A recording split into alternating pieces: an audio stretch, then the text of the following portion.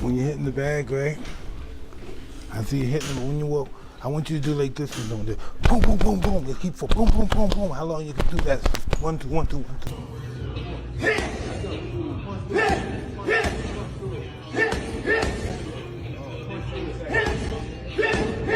Paul, I think when he weighed in for Mike Tyson, was 227 pounds. That is, if I'm not mistaken, a 92 pound weight difference. Almost a 100 pound weight difference. It's insane. That is called one thing. That's called being a bully. Gervonta Tank Davis and Mike Tyson recently joined forces for a brutal, high-energy training session ahead of Tank's highly anticipated showdown with Jake Paul. The atmosphere in the gym was electric, as the boxing legend shared his trademark ferocity, precision, and ring intelligence. Tyson personally worked with Davis on mastering explosive punching techniques, focusing on head movement, body torque, and knockout-level uppercuts. Observers noted that Tank looked sharper than ever, channeling Tyson's signature aggression and speed.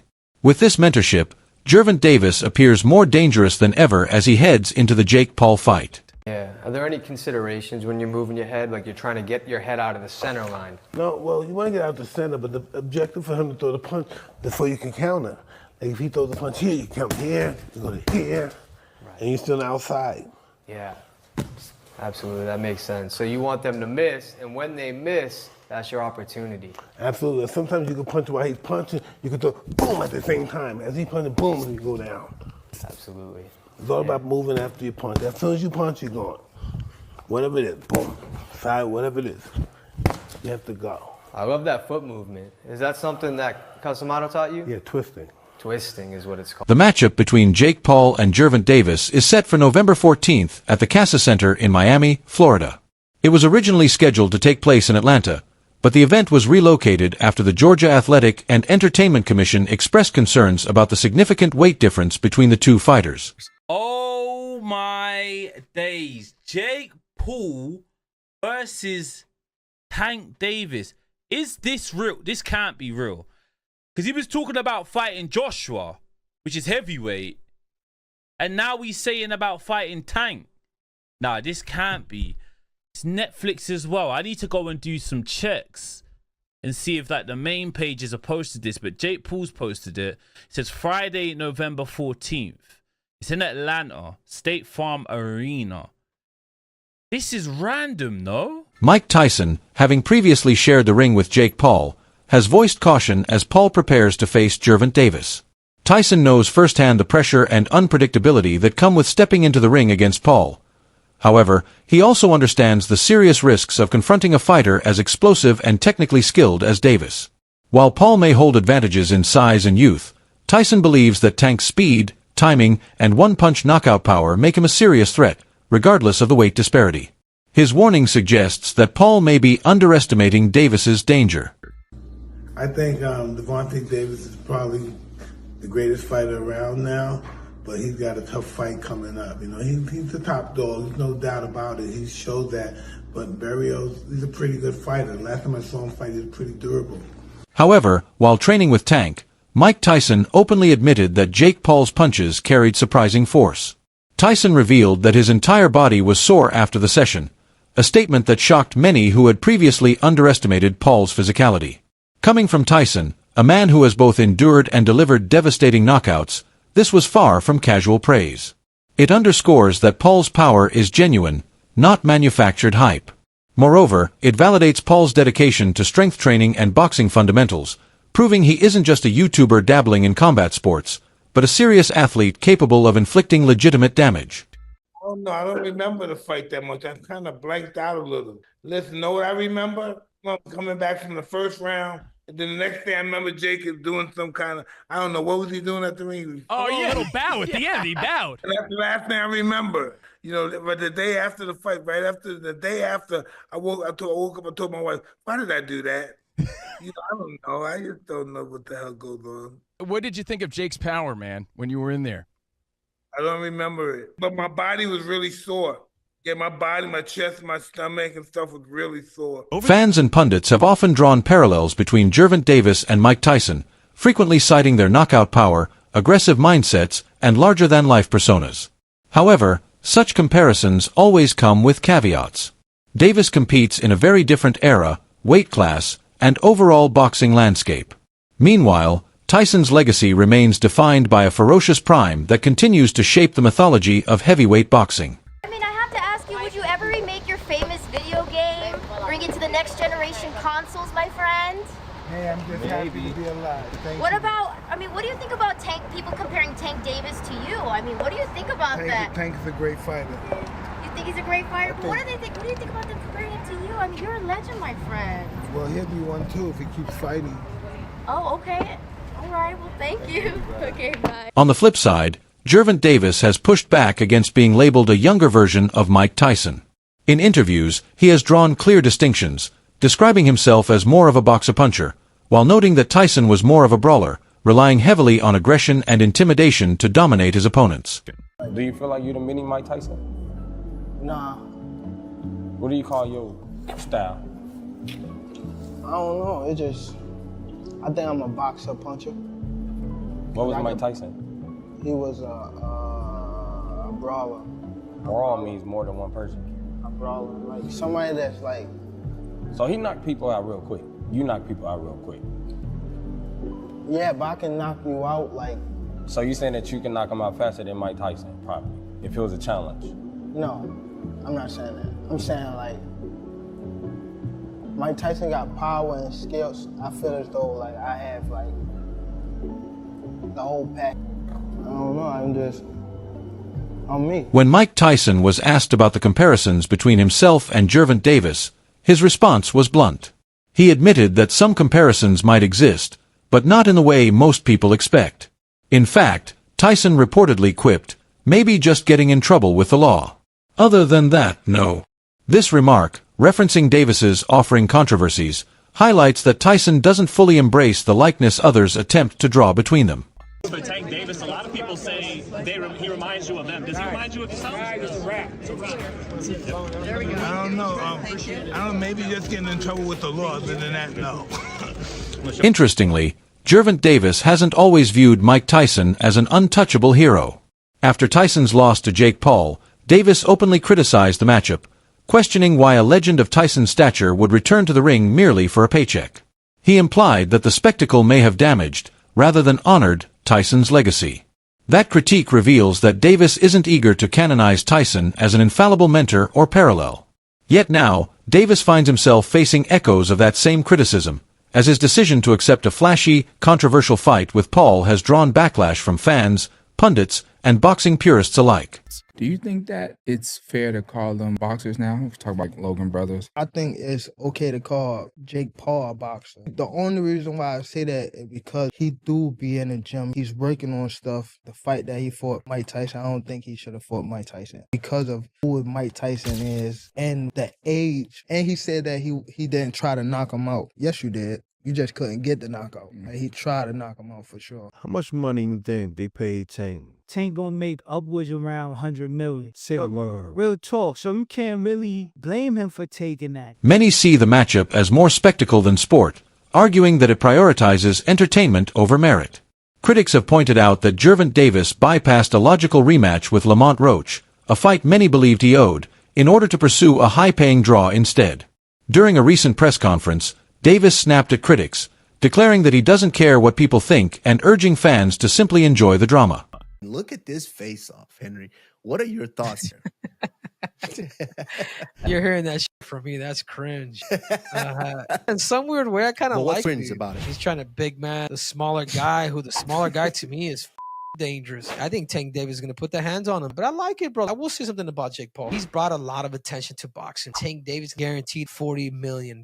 If you were in that position, would you fight Jake Paul? Oh, hell yeah. You got to give Jake Paul his flowers. Mike Tyson, Anderson Silva, Nate Diaz. Jake Paul is a disruptor, and he's done a phenomenal job at that. You get big and famous enough to where they will just hand you the title shot and completely throw out the ranking system. If Jake Paul was to do that, I think that'd be the greatest sports accomplishment in history. Going from a Disney Channel kid to a YouTuber to becoming a world champion. I don't remember the last time that I've heard Gervonta Davis say, "I'm in boxing to be the greatest fighter of all time." I've heard him say that he's better than certain guys in his weight class, or this kid can't beat me. I've heard that. I can't remember, and maybe y'all can keep me honest online. The last time I've heard Gervonta Davis talk about his legacy in the ring, like I'm building my legacy. I'm trying to outdo Floyd in legacy. Like, I think it started like that for him. But the influence of Floyd Mayweather, Money Man, not Pretty Boy, but the Money Man, and building your brand and selling tickets and selling pay-per-views and becoming a household name, that's also a legacy. You got the legacy in the ring and you got the legacy in terms of how you sold. I believe Gervonta Davis is more focused on selling tickets and making money and securing his future for himself and his family. He said it out of his own mouth. I ain't got nothing else to prove. If you're trying to be one of the greatest fighters of all time, it's still a whole lot to prove. My point is, Roy, is I don't think, should everybody hold this man to the standard that they hold him to and say, you not fighting nobody, yeah, you making money, but you ain't really fought nobody. If he don't even care about that, that's not even something that he's really focused on. If his main focus is the money, and his main focus is getting out of boxing without getting hurt and retiring on his own terms, shouldn't his fan base and other people get on board with that if that's not even his goal? How can we hold him to something like that if he don't even hold himself to that? Mike Perry, known for his raw and unfiltered opinions, has strongly criticized the idea of Gervonta Davis stepping into the ring against Jake Paul. According to Perry, Tank Davis is no longer the knockout artist he once was, suggesting that his passion for boxing has faded over time. Perry further explained that when a fighter loses the pure love for the sport, it becomes extremely difficult to compete against opponents who are naturally bigger, heavier, and more driven. He emphasized that Davis, despite his skill and speed, would face an uphill battle against Paul, who could enter the ring nearly 180 pounds heavier. Such a weight discrepancy is far from minor. It changes everything, from the way punches land, to how stamina holds up, to how much punishment a fighter can endure. Your buddy Jake just signed on to fight Tank Davis. What do you think of that fight? He's got like 100 pounds on him. Yeah, and they say that there's a large weight discrepancy. Like, me and Jeremy are the same size. So, it's his lower half is really small. My legs are gonna work the best that night. I have really strong legs. I'll squat twice the size that he can, and so my strong legs are gonna do work. Jake is big. Tank has a lot of skill, but I don't think he's the same Tank that we saw the most incredible knockouts. We saw him, Lamont Roach performed great. They went to draw, and, I just don't know. And Tank walked away. I don't know if he loves it enough to beat a guy who outweighs him by 80 to 100 pounds. Boxing analyst Showbiz the Adult took a blunt stance, claiming that Jake Paul will land heavy shots on Gervonta Davis. His reasoning stems from the clear physical advantages Jake brings into the fight: size, reach, and punching power. While acknowledging Tank's skill, Showbiz argues that Paul's strength and durability will allow him to impose his will in the ring. This assessment adds to the growing skepticism surrounding Davis's chances in such a matchup. Although Davis possesses explosive speed and sharp technique, Showbiz believes the difference in physical dimensions will ultimately prove decisive, tipping the fight in Jake's favor. Think of, how does Tank Davis beat Jake Paul? You have Shakur Stevenson saying Jake Paul doesn't have a snowball's chance in hell, and that Gervonta Tank Davis would just outbox him and beat him on points. I can see Tank just outboxing him and making it real easy. And I get that, but when I think of Tank Davis, I think of a guy who kind of counters you to knock you out.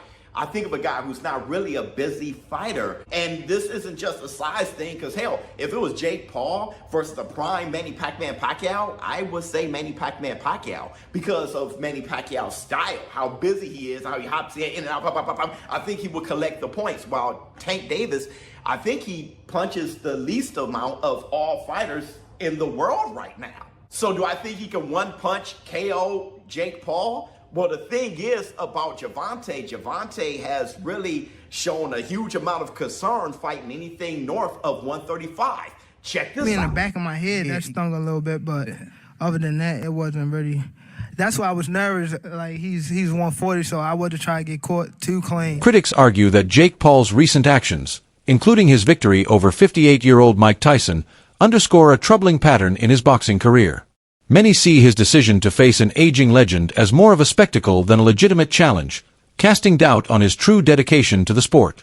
Notable figures such as Carl Froch have dismissed Paul's performance as lacking genuine skill, suggesting that his success relies more on entertainment value than on authentic athletic ability. Jake Paul, you've lost your mind if you think you can go toe-to-toe with Anthony Joshua. Listen, let's not get confused, guys. Let's not get confused. Yes, cool. Anthony, he took a big L with Daniel Dubois. But Daniel Dubois is not no joke, bro. He's not a joke. Do you know what I'm trying to say? He took a L there. But Jake Paul, I got the utmost respect of what he's done, how he's managed to navigate through the boxing world. Like, bro, it's so mad. And I can see this is like a 90%. It's happening. It's positioning, it's marketing already. Like, why would you see Jake Paul go face-to-face with Alexander Usyk if it's not to position for a fight for Saudi? Obviously, Jake Paul's going to fight Anthony Joshua. There's possibly going to be a Usyk against Tyson Fury 3 because obviously the last two were so close. But you never know. It can also be a Usyk against Derek Chisora. Do you know what I mean? You never know. Stephen A. Smith has repeatedly criticized Jake Paul's choice of opponents, arguing that many of them are not active, high-level boxers or are well past their prime. He believes Paul has yet to prove himself against fighters who represent the current elite of the sport.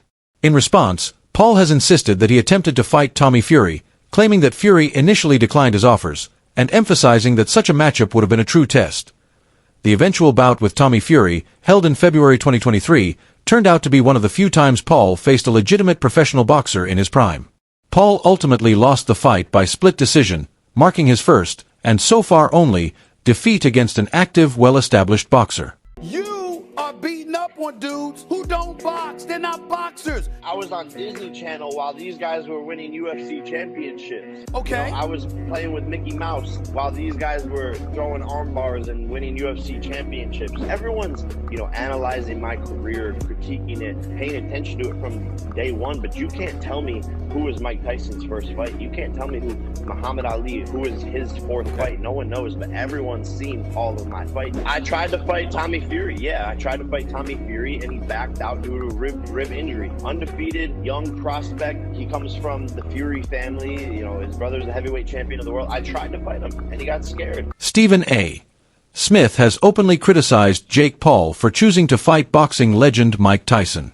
Smith argues that if Paul is truly serious about his boxing career, he should be facing opponents closer to his own age and skill level, rather than calling out seasoned veterans who possess decades more experience in the sport. I can't buy the hype at this particular moment in time. Now, I'll give Jake Paul credit for this. At least he's in the ring with a boxer. But 57 years old is 57 years old. And 57 years old and formally walking into a UFC fight as an audience member, as a patron with a cane, it's hard to me to believe a year later that you're going to be in any condition to really, really fight. I hope I'm wrong, but I don't know.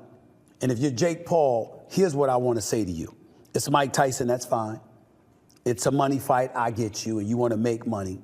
But at some point in time, if you keep telling us that you're taking boxing seriously and you want to be recognized as a big-time boxer / fighter, you're going to have to fight somebody closer to your age, who is a contender at the very least in the sport and who lives with it every single day. Could you please get in the ring with somebody? Pretty please, with sugar on top. I'm interested. What did you think about the fight, Jake Paul? I hate it. And Jake Paul's starting to piss me off. Mike Tyson is 57 years old, man. Jake Paul been training with professional boxing trainers for years. He takes the sport very, very, very seriously. Thank you. So let me ask you, that's the question I have, because great kid, great businessman, by the way, amazing. And I know how he does all this, the character and the persona. We keep saying that he doesn't want to be a boxer. He's not a boxer, but then Jake Paul is a boxer. Yeah, exactly. That's my point. Exactly. He's a boxer. He can fight. I respect it. So go in there against fighters. You should be climbing the ladder towards those other fighters and taking the sport seriously to the point where you're fighting actual boxers. Now he decides to fight a fighter, a real fighter, which is Tyson. But Tyson is 30 years older. Stop this nonsense of going against dudes that either ain't boxing or is 25 years. Meanwhile, Jake Paul claims he's reshaping the future of boxing. In a recent interview, Paul asserted that the sport is becoming more exciting than ever, and he views Netflix's involvement as a game changer. With Netflix stepping in as a streaming partner, Paul argues that boxing is entering a new era, one that reaches audiences far beyond traditional pay-per-view buyers. The significance is clear. Netflix, one of the world's largest entertainment platforms, is bringing boxing to millions of new viewers who might never have tuned in before. Huge news, by the way. It's massive. Like, yeah. I know we're It's taking it very massive. It's nonchalantly. This is going to be your next super fight. And this is on Netflix. On- Yeah, Netflix. Insane. So it's another Netflix fight. November 14th, Netflix. Hey, it's fun. It's funny. Like, actually, you kind of like pioneered this a little bit. The pay-per-view model for combat is dying. It seems, especially now with the Paramount's acquisition of UFC. It seems like free fights may be the way of the future. Piracy is such a big problem. That's what it is. And I thought you did that with one of your fights, where you were going against the piracy. What fight was that? Where I don't know, maybe. No, I mean so there's there was like the TV era of boxing, then there was the pay-per-view era of boxing. What do you think? Collision will Tank's speed and precision neutralize Jake's power, or will Paul's physical advantages and confidence carry him to victory? Backhand index pointing right. Drop your thoughts in the comments below.